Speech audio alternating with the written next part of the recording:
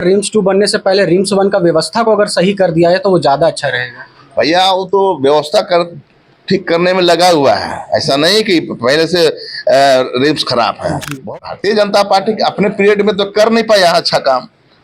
अगर अच्छा काम माननीय हेमंत सोरेन जी कर रहे हैं तो सहयोग करना चाहिए। अच्छा काम में सहयोग करने में क्या दिक्कत है। ग्रेटर रांची बाबूलाल मरांडी बोला था बना देंगे, ग्रेटर रांची बनाए। लाल कृष्ण आडवाणी पूर्व प्रधानमंत्री से इन्होंने शिलान्यास भी करवाया यहाँ, लेकिन यहीं पर हेमंत सोरेन ने ट्रांसपोर्ट नगर यहाँ बना दिया, इंटरनेशनल ट्रांसपोर्ट।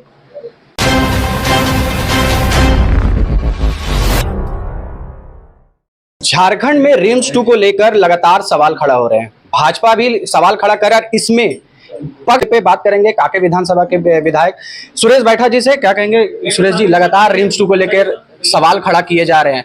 भाजपा लगातार बोल रही है कि नहीं, ये विस्थापितों को हटाया जा रहा है, बंजर जमीन को क्यों नहीं लिया जा रहा है। ये ऑलरेडी ये जमीन 1957-58 में बिरसा एग्रीकल्चर के द्वारा एक्वायर किया गया था, उनको दिया गया था किसानों के द्वारा। और उस वक़्त बहुत किसान पैसा ले चुके हैं, उसमें मुस्लिम परिवार से भी है, आदिवासी परिवार से भी है, और कुछ किसान अब तक पैसा नहीं लिया है और कुछ लोगों का ट्रेजरी में पैसा जमा है। लेकिन कानूनन हम अगर बात करें कि 2012 में केस से लोग लड़ा और केस में भी किसान के पक्ष में फैसला नहीं आया, बिरसा एग्रीकल्चर के पक्ष में फैसला आया।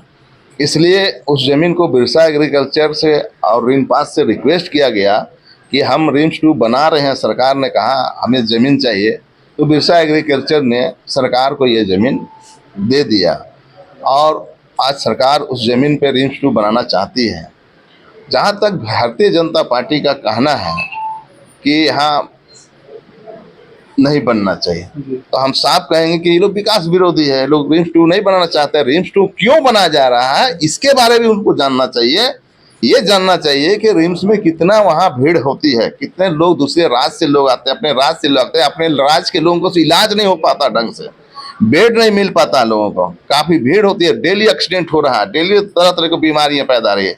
तो वहाँ रिम्स में संख्या, मरीजों की संख्या को बढ़ते हुए मरीजों की सुविधा के लिए, जन उपयोगी काम के लिए जो है ये रिम्स 2 के लिए प्रयास किया गया है माननीय हेमंत सोरेन जी के द्वारा, माननीय मंत्री स्वास्थ्य मंत्री के द्वारा, और कुछ एजेंसीज भी उसमें पैसा लगाने के लिए तैयार है।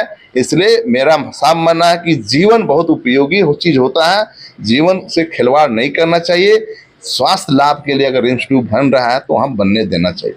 सुरेश जी, भाजपा का ये कहना है कि अगर रिम्स 2 बनने से पहले रिम्स 1 का व्यवस्था को अगर सही कर दिया है तो वो ज़्यादा अच्छा रहेगा। भैया वो तो व्यवस्था कर ठीक करने में लगा हुआ है, ऐसा नहीं कि पहले से रिम्स खराब है। बहुत अच्छा ट्रीटमेंट होता है, इसमें कहीं बट की बात नहीं है। मैं डेली 30-40 पेशेंट का फ़ोन आता है, सबको एडमिट करा रहा हूँ।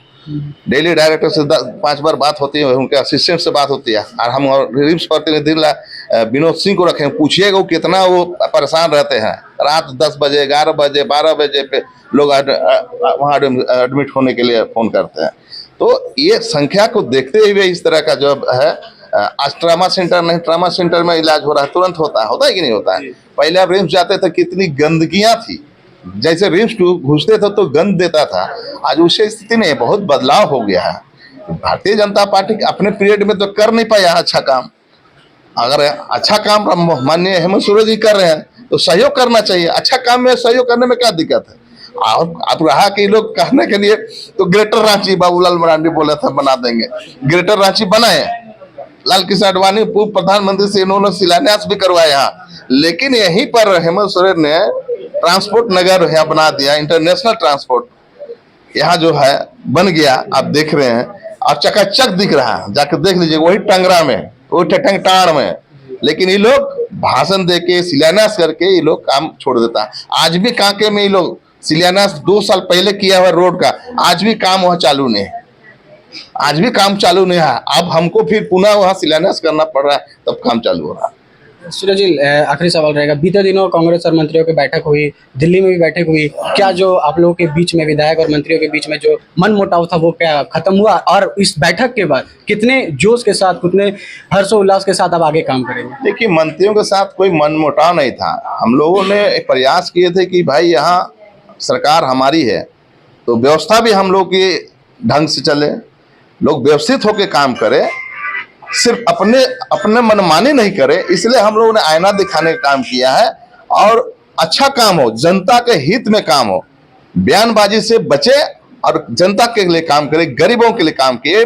माननीय राहुल गांधी जी का साफ शब्दों में कहना है कि जनता से जुड़े हुए मुद्दा को आप उठाइए, चाहे सत्ता में हो चाहे विपक्ष में हो, जनता का मुद्दा उठना चाहिए, जनता के दुख सुख में शामिल होना चाहिए। अगर कोई गरीब है और उसको अन्न का जरूरत है तो उसको अन्न उपलब्ध कराइए, कोई बीमार है अगर उसको 1000 रुपये जरूरत पड़े तो उसको 1000 रुपये देकर मदद कराइए। इस तरह का उनको सोच है माननीय राहुल जी का, हेमंत सोरेन जी का। इसलिए हम लोग उन बड़े नेताओं के मार्गदर्शन में काम करते हैं।